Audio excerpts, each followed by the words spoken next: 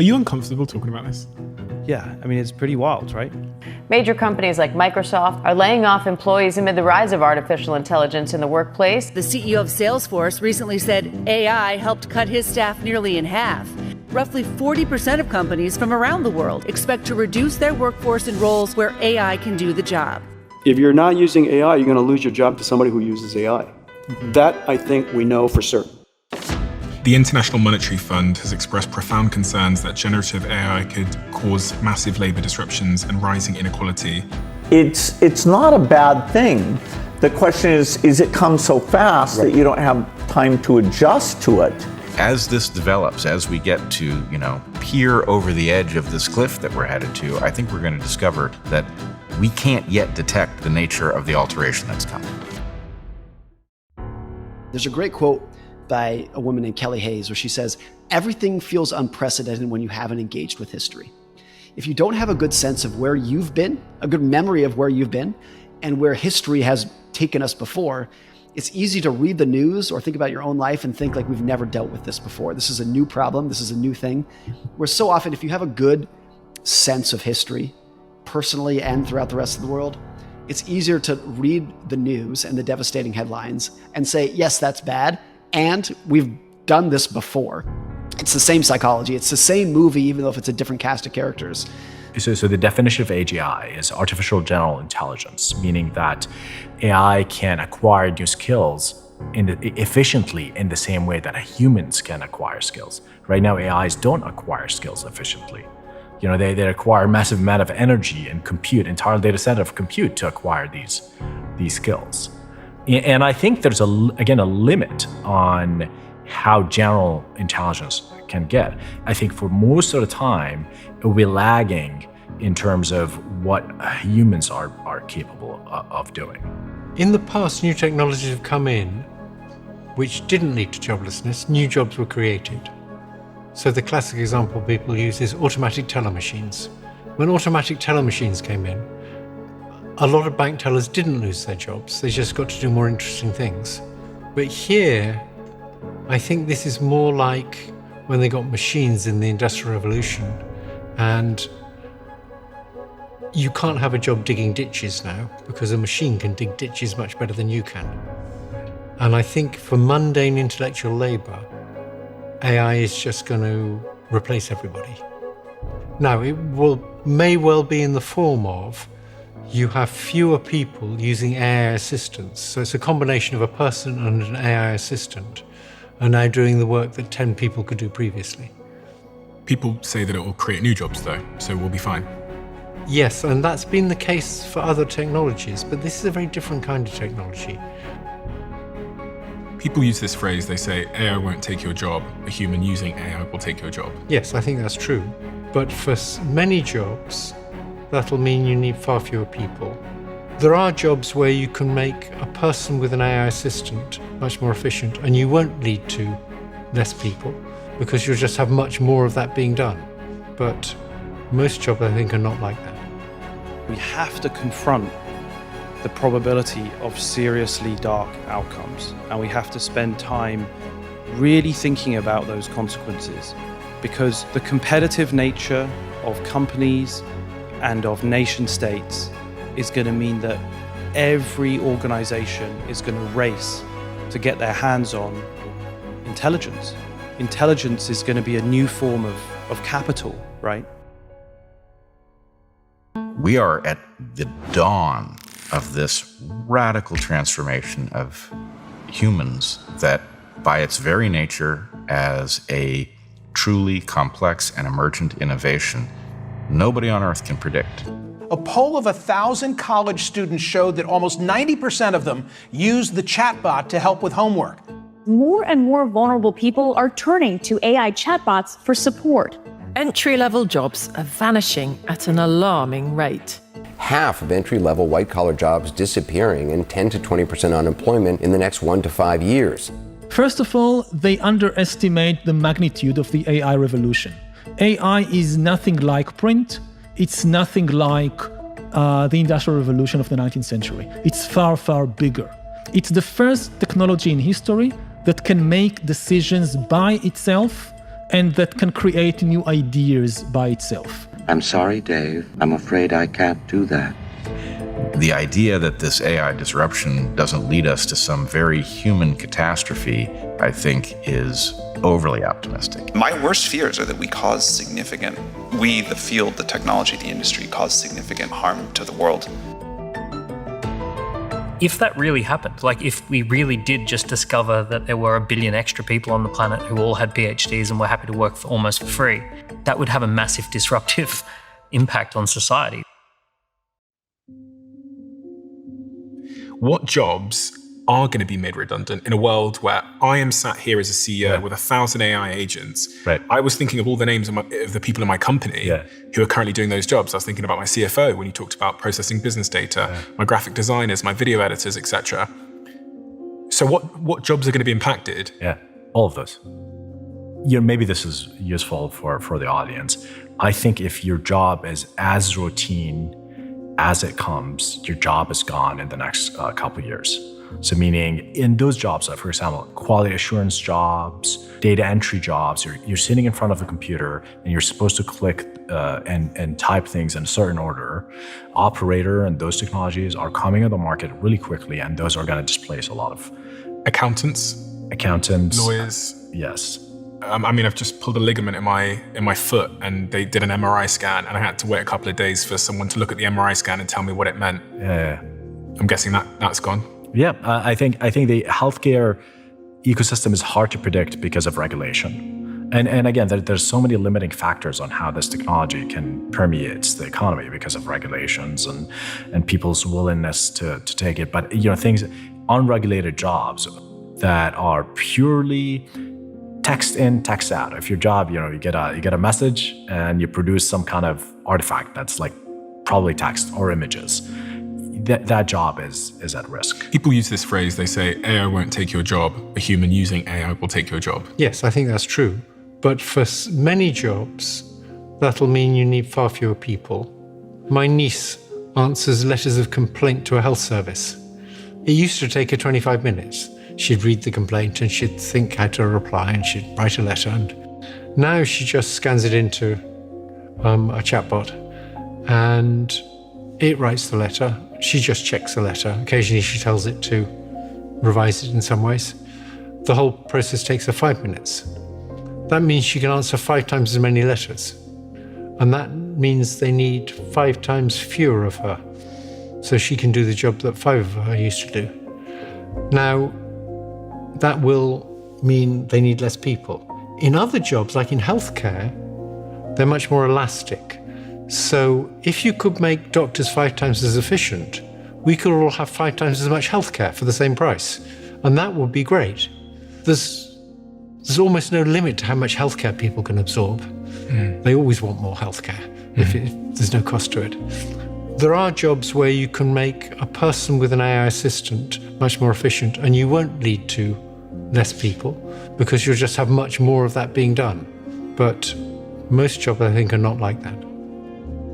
So that's the question I often ask people. In a world with AGI, and I think almost immediately we'll get superintelligence as a side effect.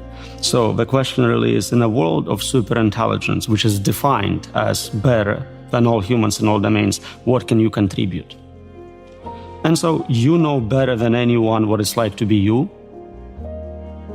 You know what ice cream tastes to you.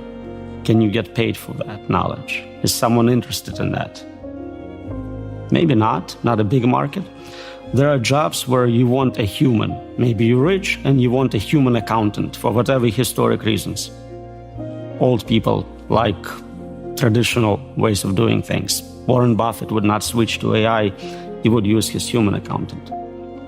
But it's a tiny subset of a market. Today we have products which are man-made in US as opposed to mass-produced in China, and some people pay more to have those. But it's a small subset. It's almost a fetish. There is no practical reason for it. And I think anything you can do on a computer could be automated using that technology. People in this country want to do certain types of jobs, not other types of jobs. And I'm not saying that that's good or bad, it's just the reality. So, I joke like, my kids are 15 and they don't want to work for 40 years in a manufacturing job.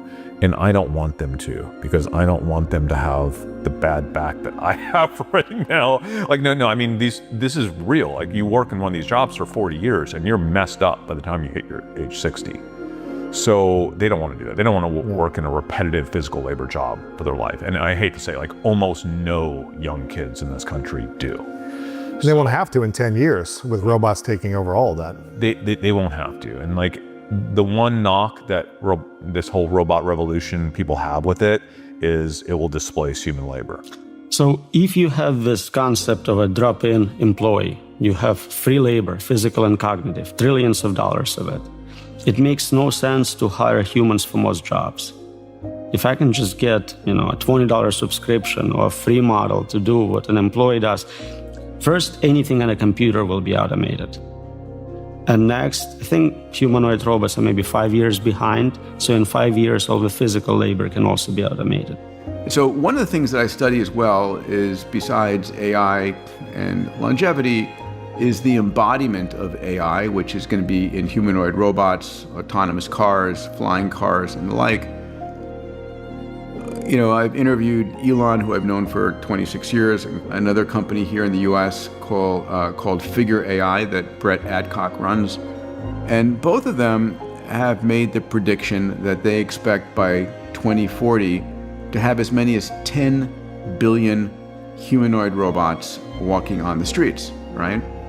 And so I asked my friend, what's it gonna feel like when you're seeing a humanoid robot delivering your packages, or walking down the street, or coming over to ask you if there's something else you want done? He said it's going to feel normal. In the beginning, it feels weird. It's a spectacle. We take photographs. But after a little bit, we fully adapt. And that's the brilliance of human mind and society. And it becomes normal. It's part of our lives. And I think it goes so far beyond human intelligence. It's my assumption that most of the work that we do is based on intelligence. So even like me doing this podcast now, this is me asking questions based on information that I've gathered, based on what I think I'm interested in, but also based on what I think the audience will be interested in.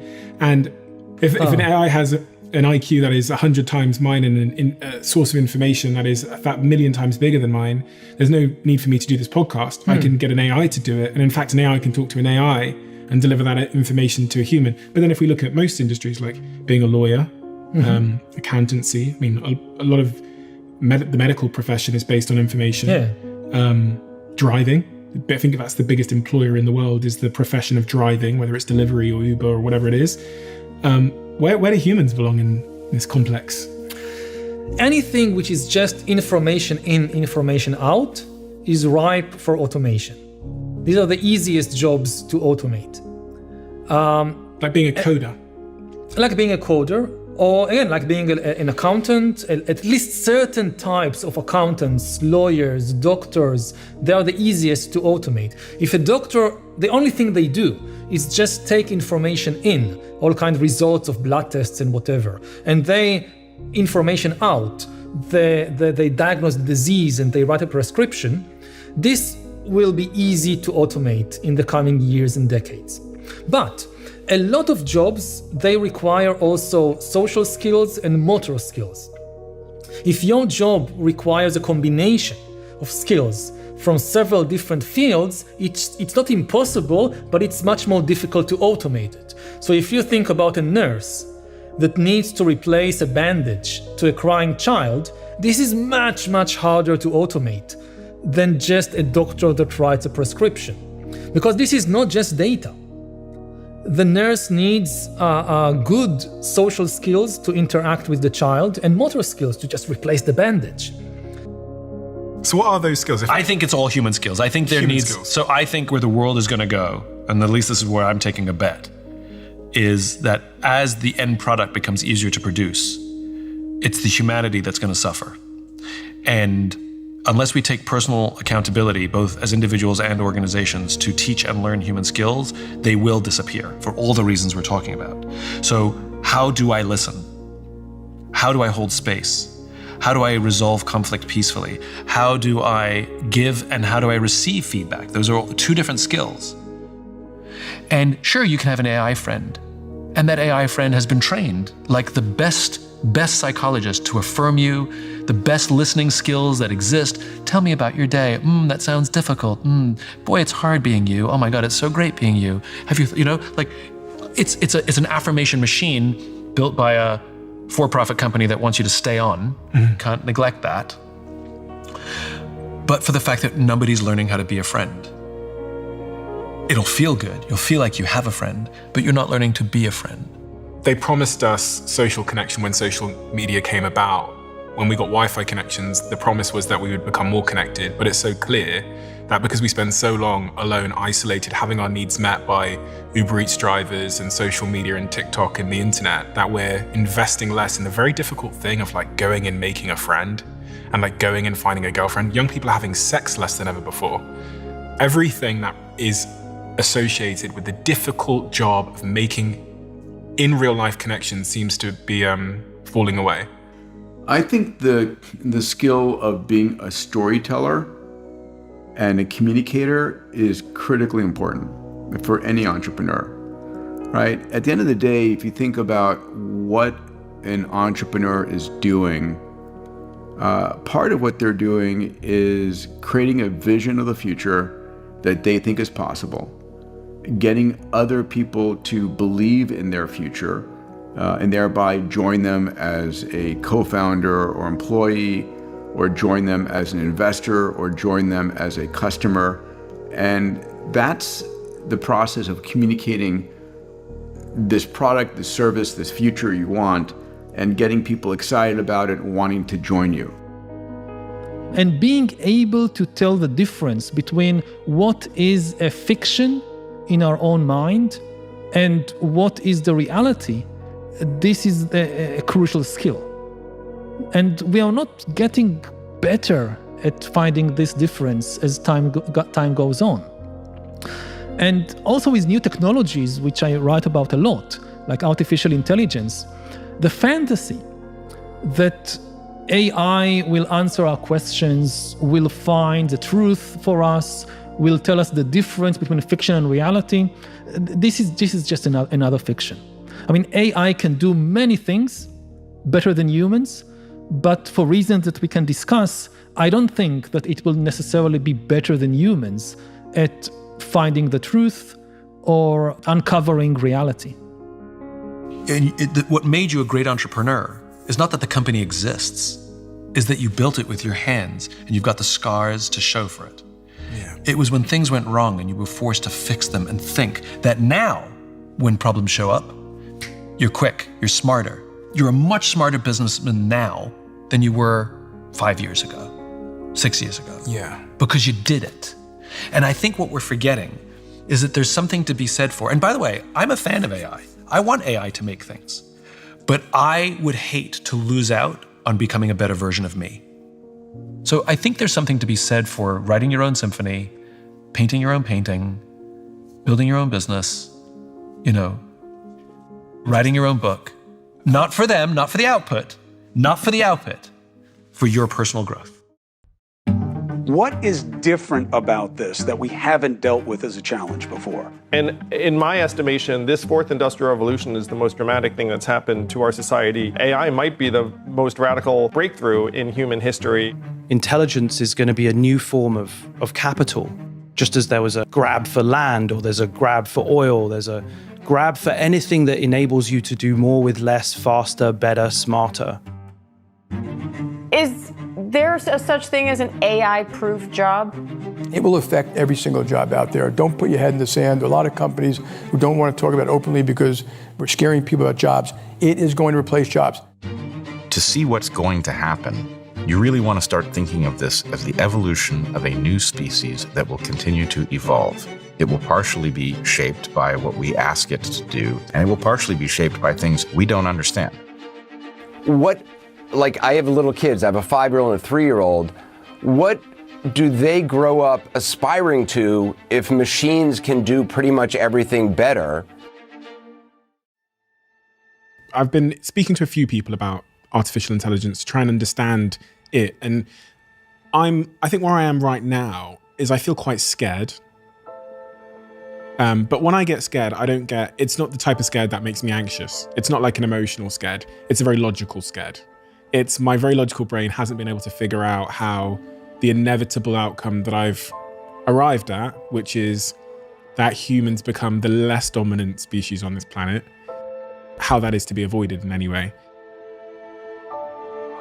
So all of us, me included, feel what you just described when you first get to grips with the idea of this new coming wave.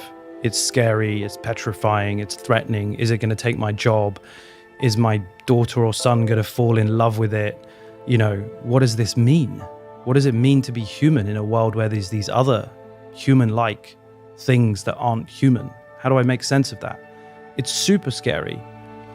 And a lot of people over the last few years, the default reaction has been to avoid the pessimism and the fear, right? To just kind of recoil from it and pretend that it's like either not happening or that it's all going to work out to be rosy, it's going to be fine, we don't have to worry about it. People often say, well, we've always created new jobs. We've never permanently displaced jobs. We've only ever seen new jobs be created. Unemployment is at an all-time low, right? So there's this default optimism bias that we have. And I think it's less about a need for optimism and more about a fear of pessimism. And so that trap, particularly in elite circles, means that often we aren't having the tough conversations that we need to have in order to respond to the coming wave. I think maybe Microsoft just released a huge 40-page white paper looking at the jobs that are most likely to be displaced and the ones that are least likely to be displaced. When you look at it, a lot of very working class, like lumberjacks, logging, boat captains, none of those, they were the lowest down on the list. Middle management, sports broadcasters, historians, analysts, middle-level legal sort of bods, all that sort of stuff, logistics, drivers. So it really does sort of cross the spectrum. It doesn't seem like anybody's particularly safe. It doesn't look like anyone at any area is going to be protected from this.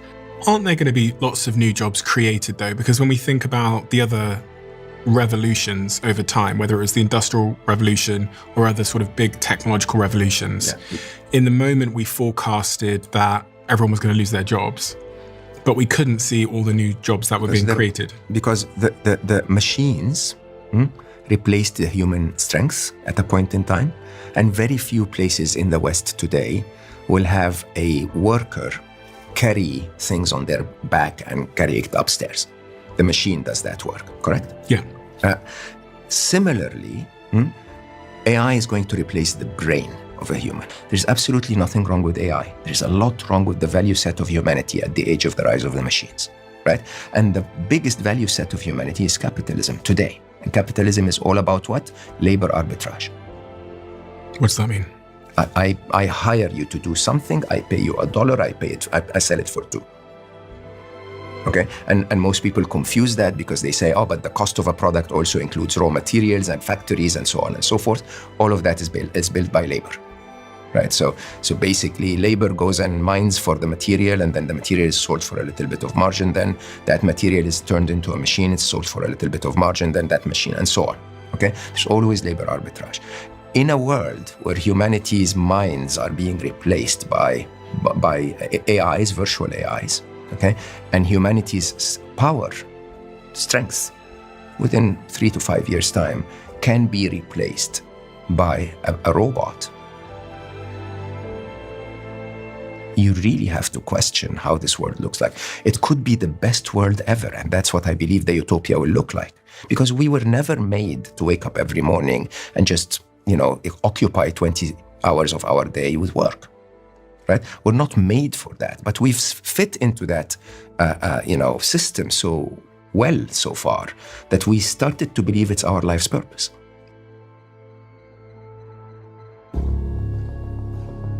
You can never really predict what jobs are coming.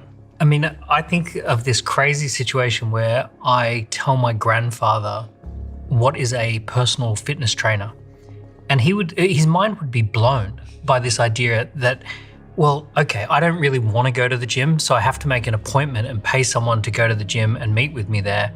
And then he stands there and tells me to lift heavy things that I don't really want to lift. And then he counts them and tells me that I've done a good job. And then I put the heavy things down. And then at the end of that, I feel really good and I pay him a bunch of money. My grandfather would be like, what on earth have you been scammed? Is this? So we can never predict what this future of jobs would look like. Even just 20, 30, 40 years apart, the jobs rapidly and convincingly just can morph into something else. I think it's very dangerous, the idea that we need to focus on skills. I think the future is not in skills. Skills are being replaced. It's this idea that the education system has to stop being compartmentalized and has to be a lifelong learning approach. The Department of Education needs to be seeing people as lifelong learners who are constantly disrupted and need re-education. Interesting. That's going to be a thing that the Department of Education needs to start as a kid and go right through to maybe 70. Does the Department of Education have a role anymore at all? Depends on your definition of education. I think if you're trying to teach kids, or if you're trying to teach kids to, remember facts and figures from a history book, then no. But if it's about coaching, mentoring, being displaced, finding the next thing, and maybe if it's AI driven and all of those kind of things, then it's a different paradigm shift around what education is and what its purpose is. It's worth backing up and thinking about what is it that makes humans valuable workers? I don't think it's mainly their raw intellect.